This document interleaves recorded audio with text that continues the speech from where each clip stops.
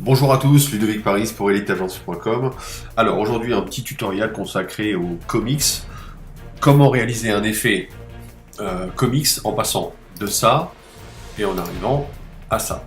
Alors c'est parti, je vais ouvrir dans Photoshop mon image, qui est celle-ci. Je vous invite à la dupliquer 3 fois, donc faire Commande J ou Ctrl J sur PC. 1, 2, 3. On va éteindre toutes les images en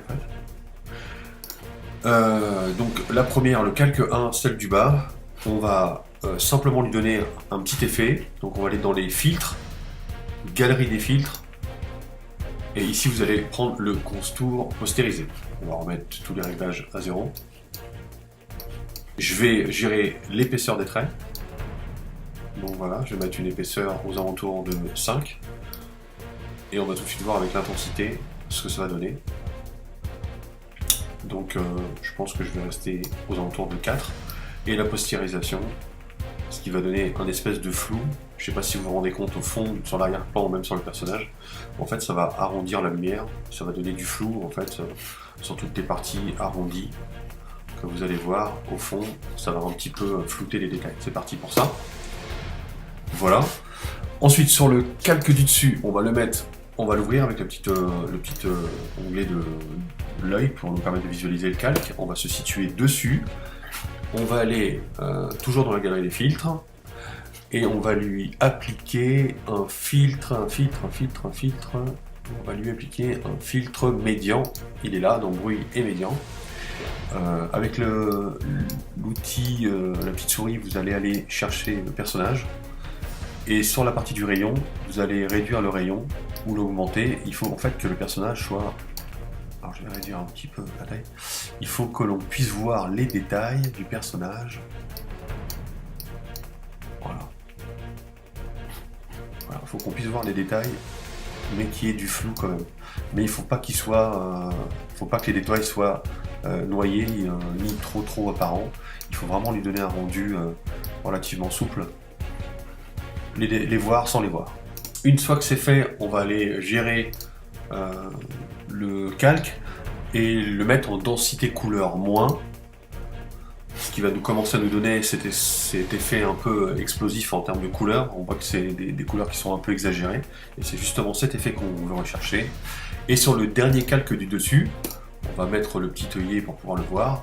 On va faire un clic droit et le convertir l'objet en dynamique. Et ensuite, on va retourner dans la galerie des filtres et on va aller chercher un effet demi-teinte couleur. Voilà. Je vais lui appliquer un rayon, pour vous montrer, je vais lui appliquer un rayon de 10, vous allez voir ce que ça donne. En fait, l'effet est vraiment trop prononcé. On a même quasiment un quadrillage qui apparaît.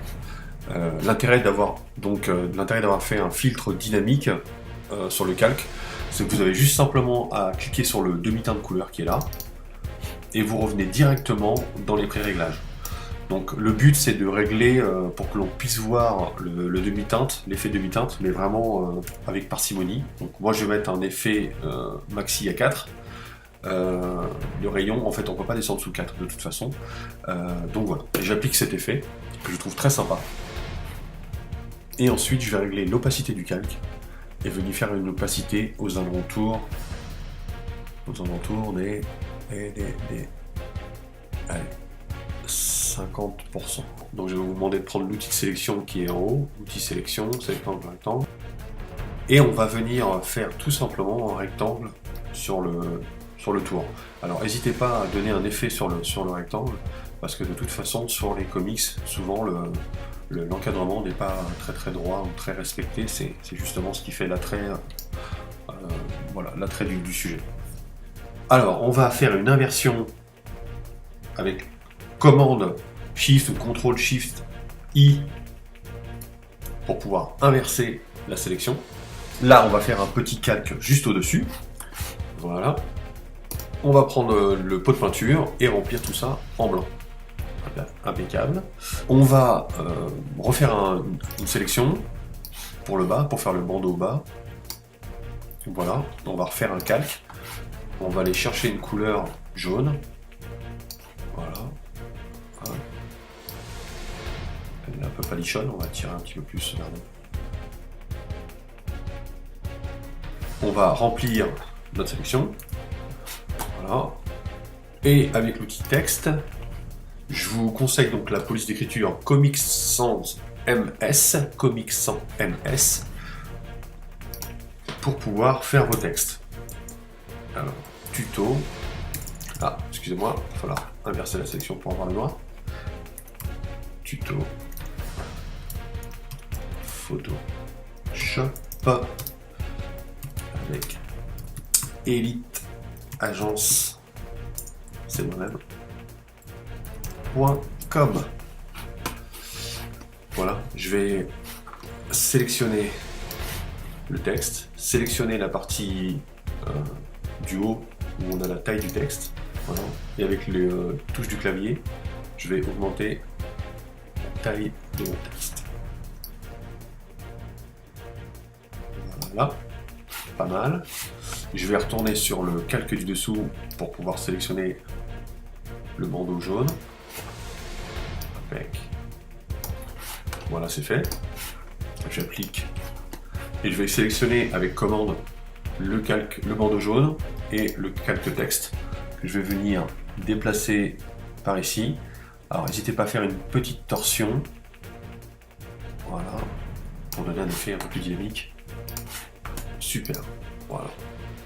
Pour ma part, je vais aller chercher un petit effet sur le bureau, donc je vais aller importer une image. Je vais prendre cette image-ci, voilà, et je vais faire le WAM qui va bien.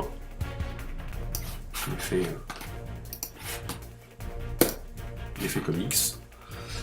Voilà, il n'y a plus qu'à enregistrer. Fichier, enregistrer sous. Enregistrer sous. On va prendre une compression JPEG. Tuto comics. Je vais l'enregistrer sur mon bureau, par exemple. Je l'enregistre. À vous de choisir si vous voulez une compression plus ou moins élevée. Si c'est pour le web, dans ce cas-là, on aurait dû faire une compression spécifique pour le web. Si c'est pour de l'impression, évidemment, vous pourrez donner un fichier maximum. Nous, c'est pour l'exemple, donc je vais mettre une compression moyenne. Je valide. Allons voir notre résultat. Il est là. Voilà, c'est terminé. Je vous remercie beaucoup d'avoir suivi ce tuto et on se retrouve très prochainement. À bientôt.